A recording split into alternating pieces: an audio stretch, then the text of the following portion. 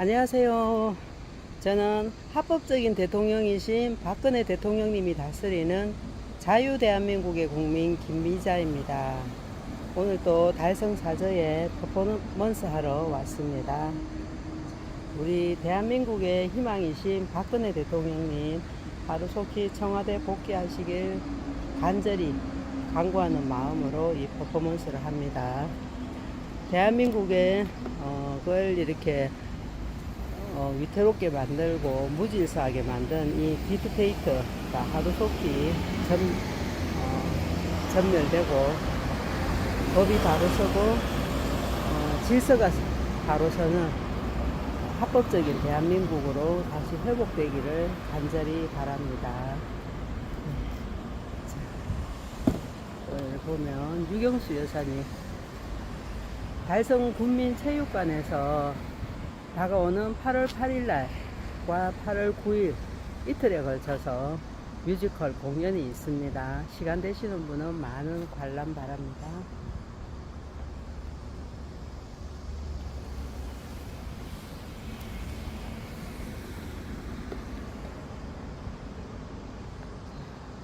우리 박근혜 대통령님과 트럼프 대통령님은 함께 하십니다. 박근혜 대통령님 청와대 복귀, 그것이 대한민국을 정상화하는 열쇠입니다. 보면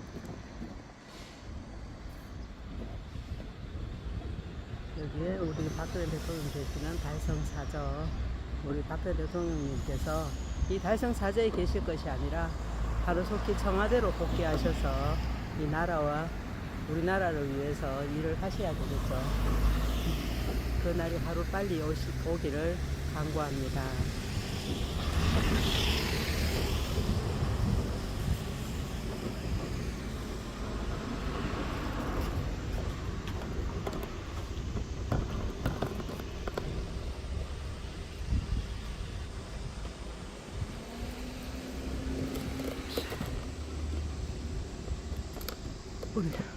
오늘 또 시작하기 앞서 우리 박근혜 대통령님께 큰절 드리고 시작하겠습니다.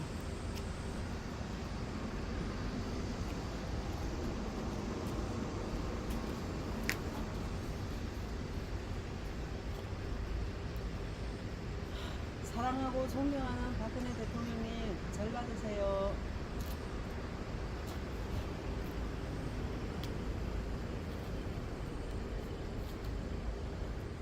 대통령님은 우리 대한민국의 합법적인 진짜 대통령님이십니다. 하루속히 달성 4주가 아닌 청와대로 복귀하시기를 간구합니다. 그날은 바꿀 수 없을 시간 있습니다. 사랑하고 존경합니다.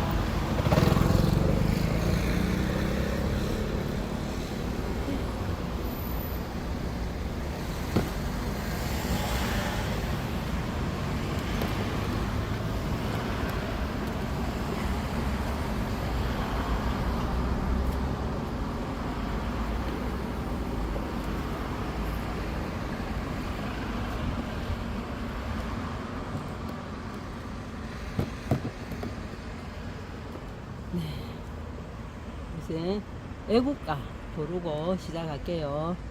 동해물과 백두산이 마르고 닳도록 하느님이 보호하사 우리나라 만세.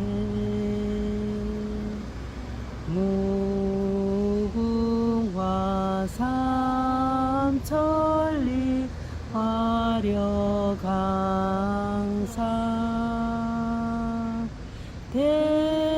대한사람 대한으로 길이 보전하세.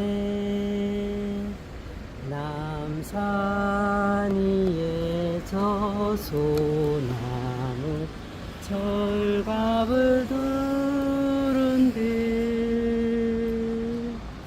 바람 소리 불변나무 우리 기상일세 무궁화 삼천리 화려강사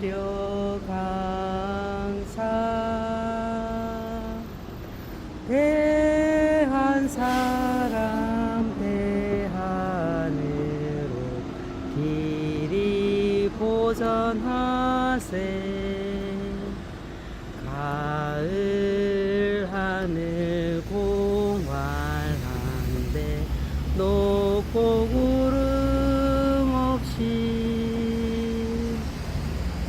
밝은 달은 우리 가슴 일편단심일세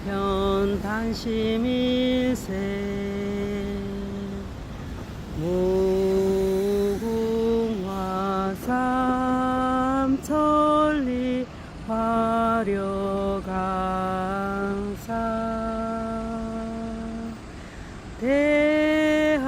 대한사람 대하늘로 길이 보전하세 이기상과 이마음으로 충성을 다하여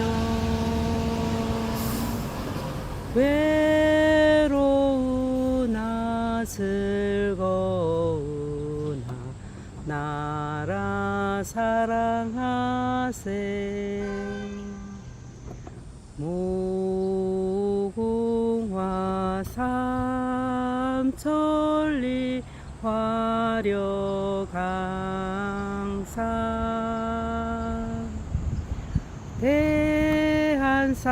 대한사람 대하늘로 길이 보전하세 박근혜 대통령님과 트럼프 대통령님은 함께 하시고 반드시 청와대로 복귀하실 겁니다. 그날은 하루 이제 머지 않았다고 저는 확신합니다. 두 분 사랑하고 존경합니다.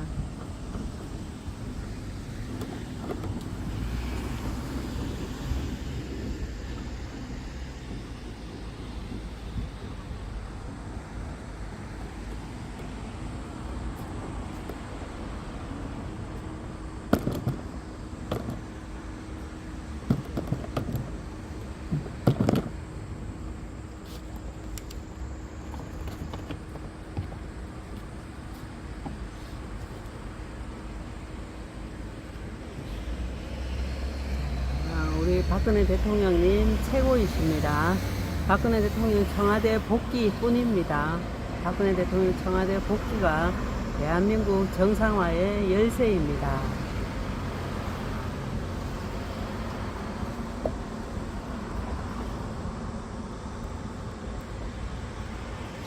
오늘은 박근혜 대통령님 저서 나의 어머니 유경수 중에서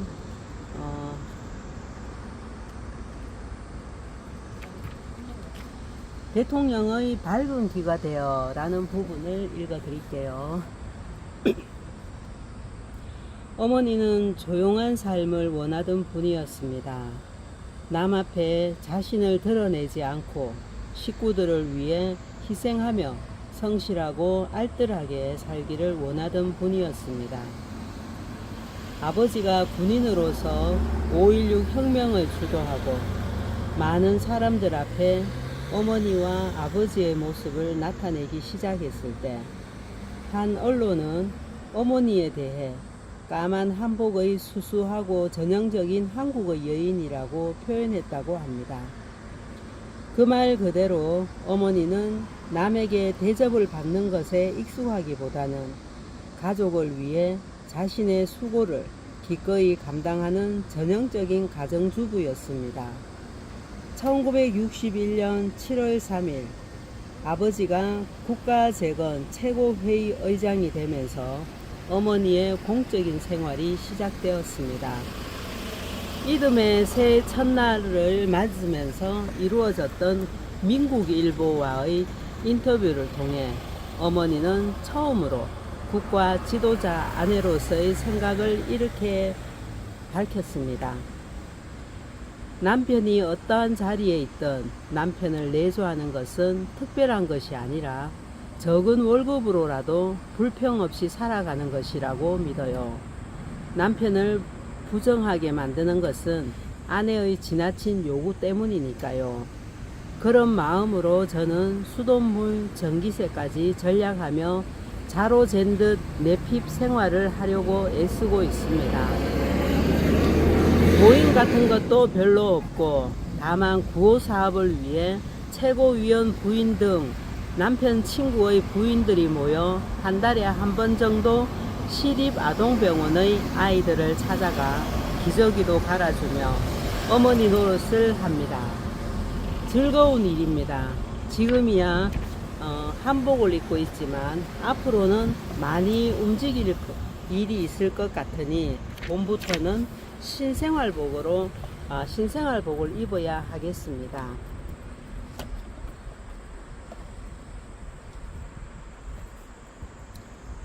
지도자의 아내가 되어도 소박하고 검소한 생활을 하는 평범한 가정주부이고 싶다는 뜻을 분명히 밝힌 말씀이었습니다. 의장 공간에서의 생활이 어느 정도 흐른 즈음에는 다른 언론과의 매체에서 이런 말씀도 했습니다. 요즘 박 의장은 2층에서 새벽 2시까지 또는 밤이 새도록 일하는 경우가 많아 할 말이 있어도 다음으로 미루게 됩니다. 밤을 새운 일이 다음날 아침이면 국민에게 일일이 반영될 것을 생각하면 한없이 흐뭇합니다. 저 자신도 역시 새벽 2시 이전에는 자본 일이었고 국민에게 미칠 영향을 생각하면 행동 하나하나에 조심이 가고 신경이 쓰여서 이미 자신 따위는 버리게 되었습니다. 어머니는 어느새 남편에 대한 절대적인 신뢰를 바탕으로 하여 자연스럽게 자신이 국민 앞에 공인이 되었음을 인정하고 있었습니다. 그리고 자신의 행동에 대한 책임과 어려움을 느끼셨던 것 같습니다. 어머니는 출생지나 혈연에 관련된 청탁에 대해서는 무자비할 만큼 엄격했습니다. 누군가가 부탁을 하면 혁명이 왜 일어났느냐, 우리들이 사적인 것을 앞세우면 혁명 전의 상황과 똑같이 된다고 하며 단호하게 거절했습니다. 어머니가 중국을 방문했을 때 누군가가 옆에서 자녀들에게 줄 선물을 샀느냐고 물었답니다. 그때 어머니는 지금 나는 한 아이의 어머니로 여기에 온 것이 아니다. 그러므로 특정된 몇몇 사람들에게 선물을 줄 처지가 아니다. 될수록 여러 곳을 다녀보고 온 국민들에게 보다 유익한 이야기를 들려주려는 것이 나의 선물이다. 라고 말했다고 합니다. 어머니는 언제나 한나라 대통령의 대조자임을 잊지 않고 살았던 분입니다.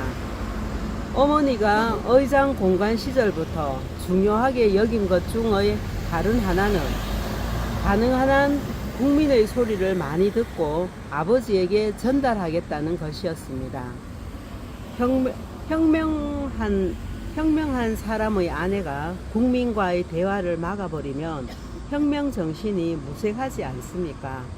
박 장군이 주도하여 이룩한 혁명은 어느 개인적인 의사가 아니라 국민의 총의를 대신하여 이룬 것이니 혁명가의 아내는 국민과의 대화 통로를 폭넓게 마련하여 의사를 충분히 반영해야 한다고 생각합니다. 그러려면 절차에 구애되지 않고 되도록 많은 사람을 만나야 하겠지요. 국가재건 최고회의의 의장의 내조자가 되고 이어서 퍼스트 레이디가 된 어머니는 아버지의 손길이 미치지 못하는 구석구석에 관심을 가지고 챙겨야 한다는 막중한 책임감을 느끼며 이러한 결심을 했다고 생각합니다. 이후로 어머니는 자신의 약속대로 국민들의 어려운 문제들을 많이 접하고 충분히 이해하기 위하여 국민들과 직접 접촉을 갖고 그들의 호소를 전해주는 역할을 충실히 하려고 노력하였습니다. 다음의 일은 의장 공간에서 어머니가 국민의 소리를 듣고 해결한 첫 번째 민원 사례였다고 합니다.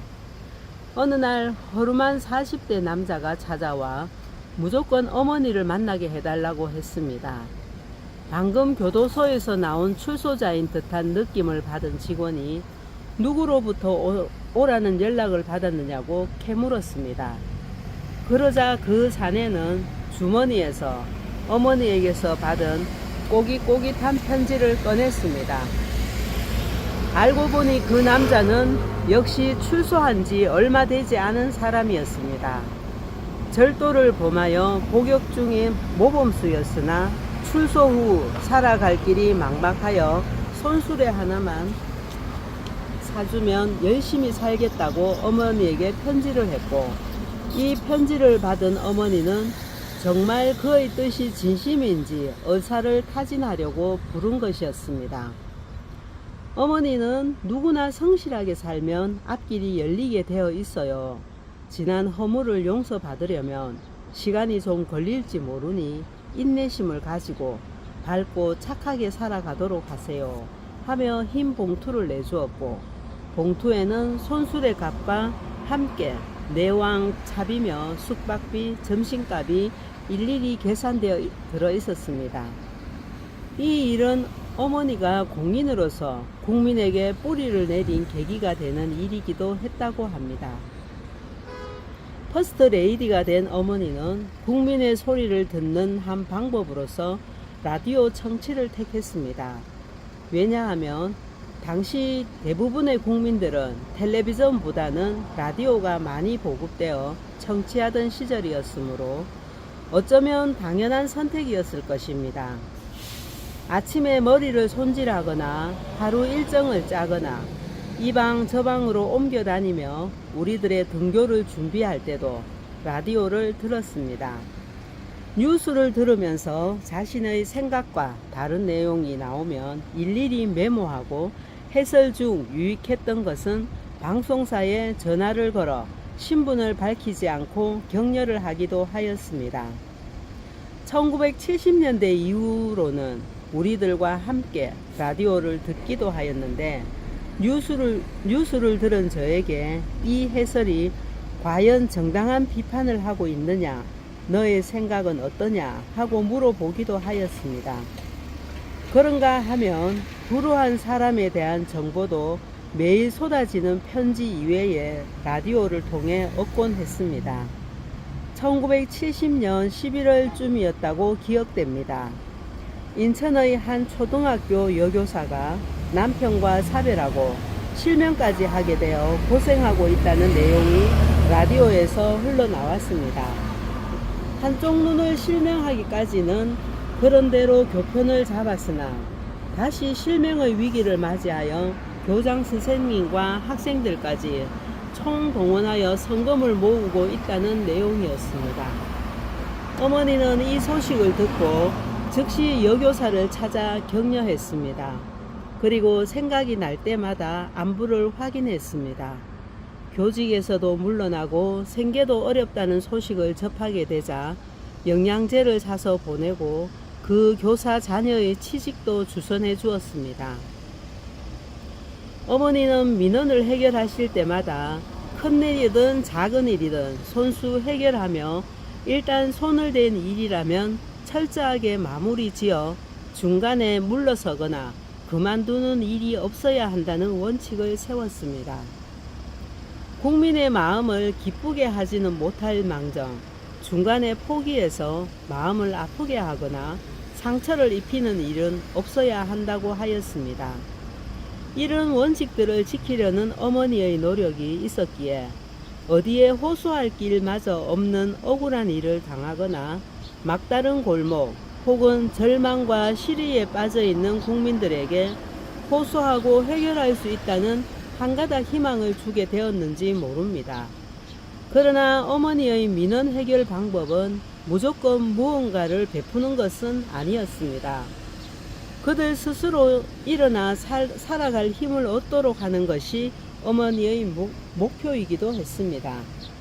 대학을 졸업하던 그해 어머니와 함께 떠났던 강화도행이 저에게는 잊혀지지 않습니다. 비서 한 사람만 앞자리에 태우고 저와 어머니는 뒷자리에 탄 채 아무도 모르게 길을 떠났습니다. 뒤 트렁크에는 주민들에게 줄 옷가지와 책 등이 실려 있었습니다. 어디를 가느냐고 여쭈었더니 어머니가 설명을 해주었습니다.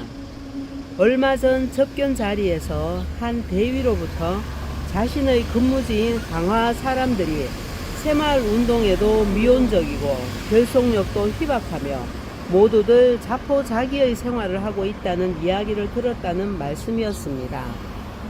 그 대위는 어머니가 한번 다녀가시면 민심의 동향도 살피고 갱생의 길도 열어줄 수 있을 거라고 말했다고 하였습니다.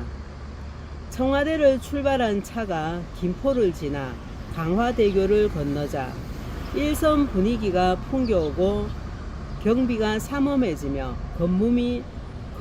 검문이 있었습니다. 검문을 통과하고 일행이 불악에 닿자마자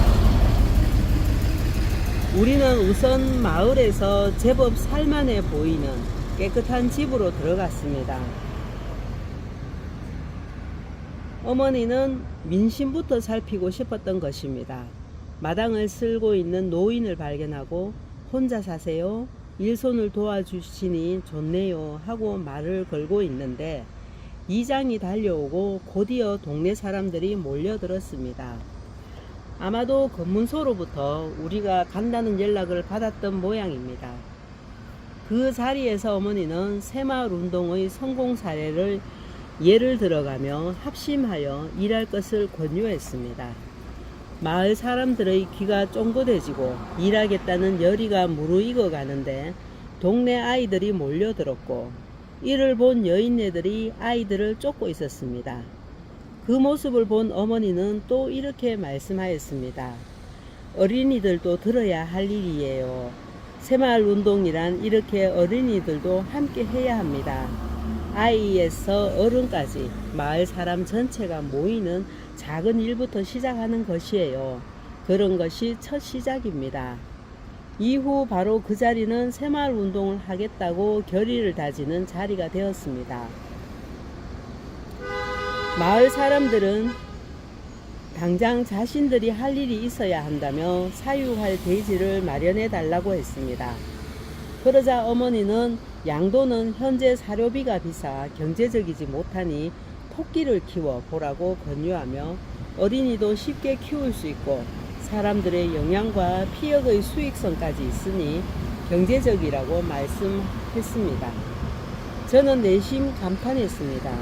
어머니는 토끼 고기에는 소주를 약간 넣어야 고약한 냄새가 없어진다는 충고도 덧붙였습니다. 어머니가 마을을 둘러보려고 나섰을 때 마을 사람들이 쭉 둘러섰는데 그들의 얼굴에는 어머니에 대한 친밀감과 협동의 의지가 나타나고 있었습니다. 그저 이 마을에 돼지 몇 마리 사주며 해결하기보다 어머니는 마을 사람들의 마음을 움직여 스스로 무언가를 이루게 하는 방법을 택한 것입니다. 어머니는 갖가지 민원을 대하면서 민원은 사무적인 것이 아니라 국민과 나누는 따뜻한 대화이다. 내가 가진 능력이 부족하여 해결할 수 없는 것이 있다면 그대로 성실하게 답해주고 격려해주는 것이 국민과의 따뜻한 대화를 나누는 길이라고 생각하였습니다.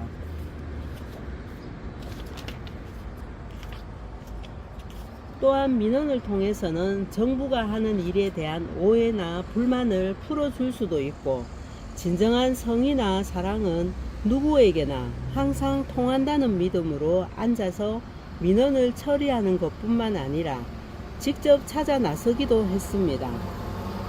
불쑥 한자촌을 찾았다가 힘없이 누워있는 산모에게 미역국을 끓여주는가 하면 일부러 신문팔이나 구두 닦기 소년들을 찾아가 그 나이에는 책을 읽어야 한다며 준비한 책을 나눠주기도 했습니다. 그래서 강원도 찾아가신 사진 보여드릴게요. 유경수 여사님께서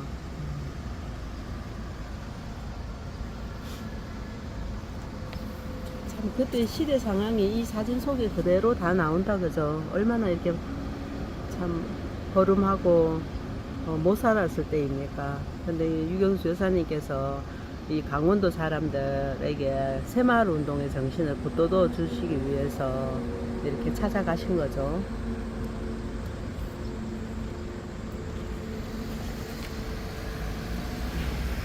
어머니는 이렇게 아버지 손이 미치지 못하는 구석구석을 살피는 것과 함께 청와대 야당으로도 유명했습니다.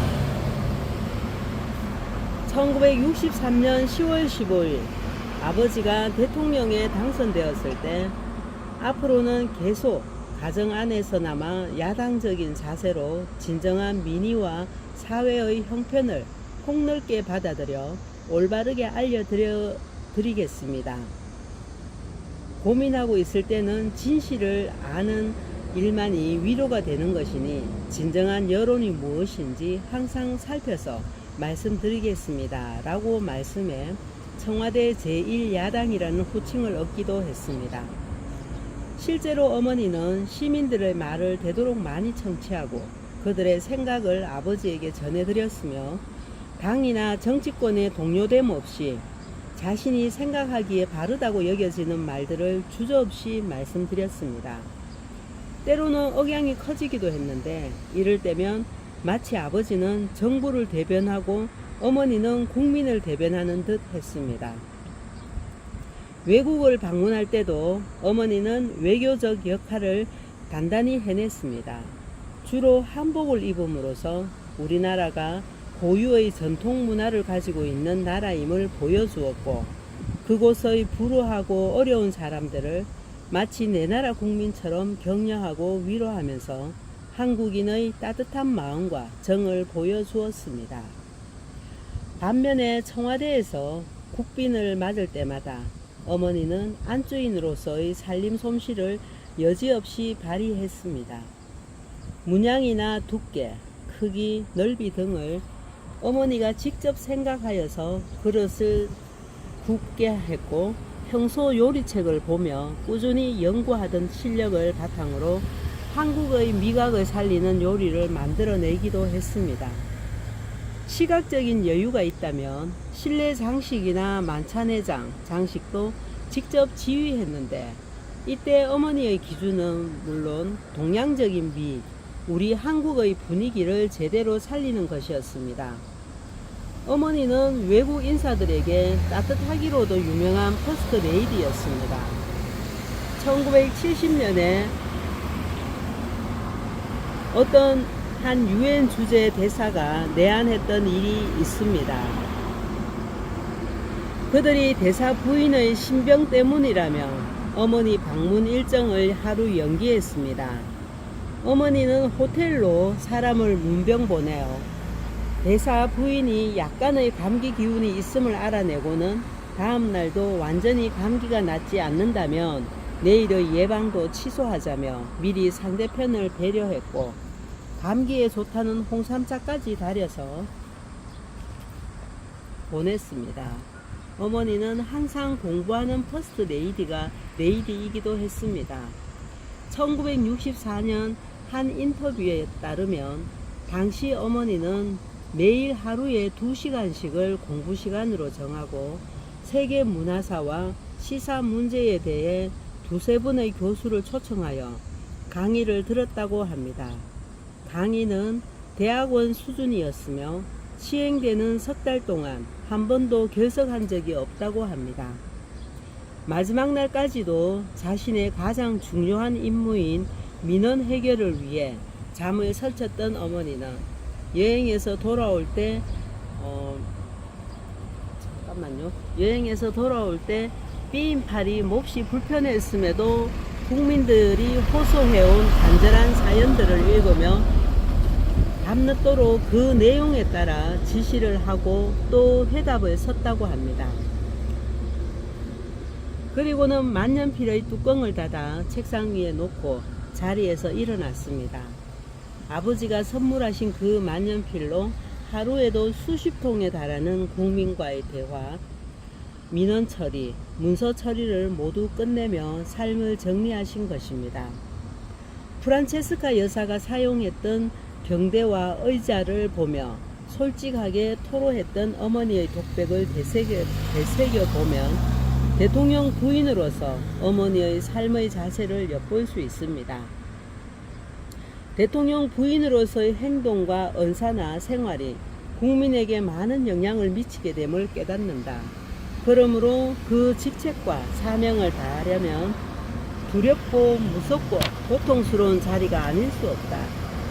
이 자리에 앉았던 프란체스카 여사의 심정을 충분히 예상할 수 있을 것만 같다. 라고 말씀하셨습니다. 네. 오늘 읽어드릴 내용은 여기까지입니다. 앞에 계속 쭉 읽느라 사진을 보여드리지 못했는데요. 그 사진들을 보여드릴게요.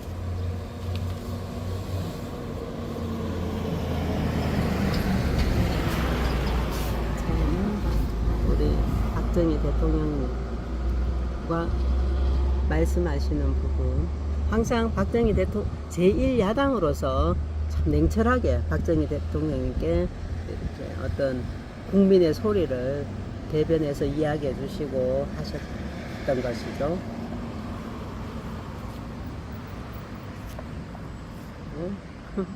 그것도 이 사진 또 있었습니다.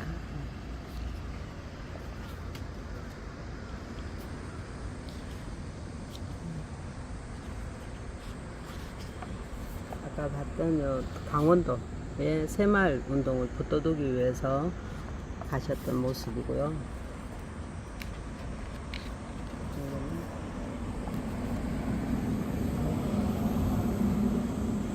그 만년필로 그 국민들의 어떤 민원에 이렇게 직접 회신하고 답변하시고 하시는 그런 모습입니다. 지금 앉아 계신 이 테이블이나 여러 의자가 그 프란체스카 여사 이승만 대통령님의 부인이시죠. 그분이 사용하셨던 그 테이블과 의자를 그대로 사용하신 것 같습니다. 정말 이 유경수 여사님의 어떤 생각과 이런 것을 이 책을 통해서 읽으면서 마음이 참 숙연해지고요. 또 내가 어떻게 살아야 되겠다, 어떤 마음으로 인생을 살아야 되겠다, 그런 게 많이 깨달아지고 또 반성도 되고 그렇습니다. 정말 어떻게 이렇게 훌륭한 인품을 가지고 있으셨는지, 정말 하늘에서 우리나라를 위해서 그때 당시 가장 필요한 인물을 보내주셨다는 생각이 듭니다. 박정희 대통령님도 그렇고 유경수 여사님도 그렇고요. 또 두 분을 만나서 부부로서 함께 이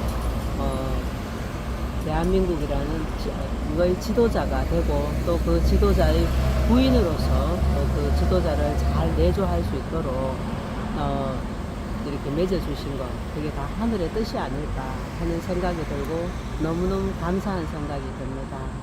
네. 오늘은 여기까지 하고요. 나의 조국 부르고 마치도록 하겠습니다.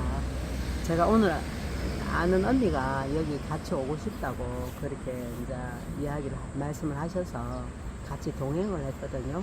그래서 조금 일찍 마치려고 합니다. 나의 조국 부르겠습니다.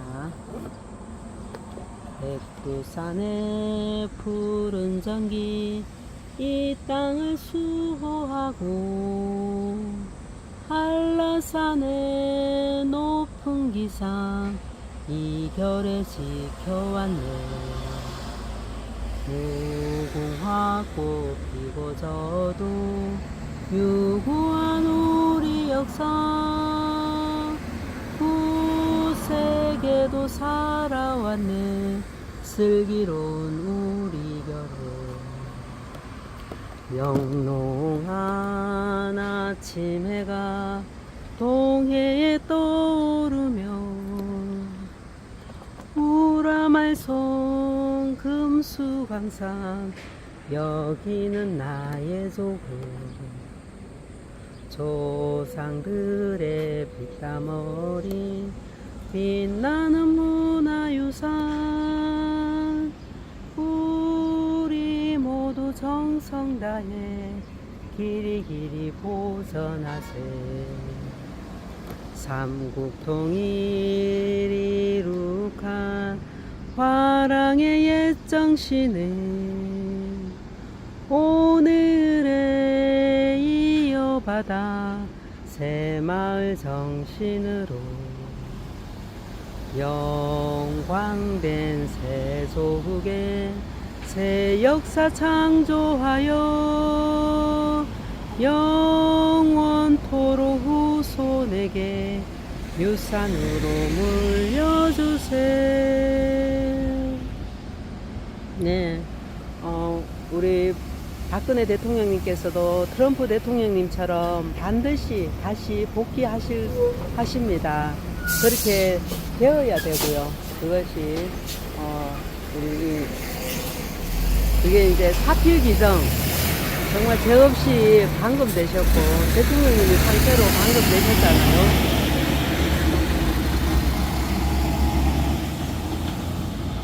그러니까 그것이 바로 서야 이 헌법이 바로 서고 질서가 바로 서는 게 되는 것입니다. 그날은 반드시 옵니다. 우리 트럼프 대통령님께서 다시 이렇게 이제 복귀하심으로 해서 다시 대통령님 되심으로 해서 지금 이 전쟁의 주적인 딥스테이트를 무찌르고 계시고 있기 때문에 우리나라도 그 딥스테이트들이 점령을 하고 있잖아요. 그래서 그 딥스테이트들이 그 세월호 사건도 일으키고 또 박근혜 대통령님을 없는 죄를 덮어씌우고 이런 식으로 거짓 선동을 통해서 억지로 끌어내린 거잖아요. 그게 이 전쟁이 딥스테이트와의 전쟁이기 때문에 트럼프 대통령과 박근혜 대통령님, 푸틴 대통령님 이런 분들은 하이에스로 같은 편이시고 함께 이 지구 행성을 새롭게 또 바르게 세우려는 한 팀이기 때문에 우리 트럼프 대통령님이 복귀하셨기 때문에 우리 박근혜 대통령님도 이제 복귀하실 수가 있는 것입니다. 얼마나 감사한 일입니까? 그래서 지금 우리가 잠깐만 전 인류가 진짜 노예로서 앞으로 계속 살아갔어야 될 건데 거기서 해방되고 자유인으로서 당당하게 살아갈 수 있는 그런 세상이 펼쳐질 것이니까 얼마나 고맙고 감사합니까? 하여튼 물론 기다림은 길지만 그날이 도래했을 때 가시적으로 이루어졌을 때 얼마나 영광스럽고 감격스럽겠습니까? 저는 그날이 반드시 올 것을 이제 머지않았음을 확신하고 감사하며 기다리고 있습니다.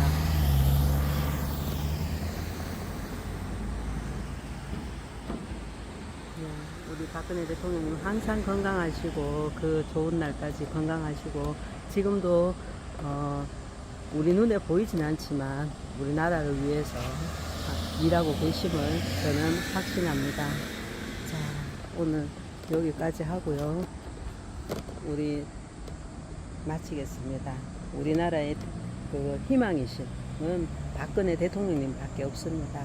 그분만큼 진짜 철저한 애국심과 투철한 방공정신, 하여튼 또 올바른 원칙, 올바른 정말 또 이렇게 정말 그 훌륭한 성품을 가지신 분은 정치인들 중에서 눈을 딱 봐도 없습니다.